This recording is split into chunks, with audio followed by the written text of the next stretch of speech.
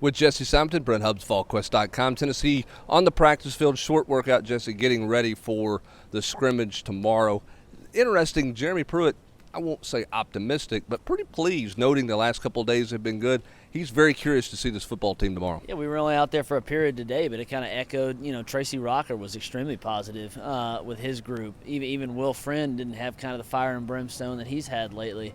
I would say the word's curiosity for Jeremy. He likes where this team is right now through 8 practices. He clearly thinks they've, upped the talent level with a guy like Henry T, with a guy like Eric Gray. But then how do they perform? This is kind of that first opportunity to really see them, with, as he said, the live bullets are flying. Yeah, he talked about how this, guys, sounds like they're practicing the right way. He noted that he didn't have to coach effort.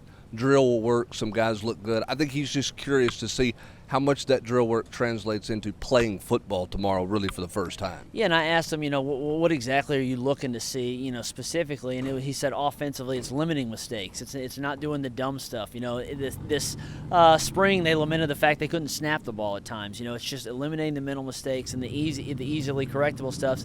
And defensively, they're so young at certain spots, especially on the defensive line. I mean, he noted, of the 10 bodies there, only 3 of them were from the previous regime, and 2 of those guys were former offensive players in Bumpus and Blakely. So how do those guys perform? I think, again, curiosity was kind of the name of the game today. Yeah, big day for some guys. Wanye Morris, how does he perform? Darnell Wright, his first scrimmage work on Sunday.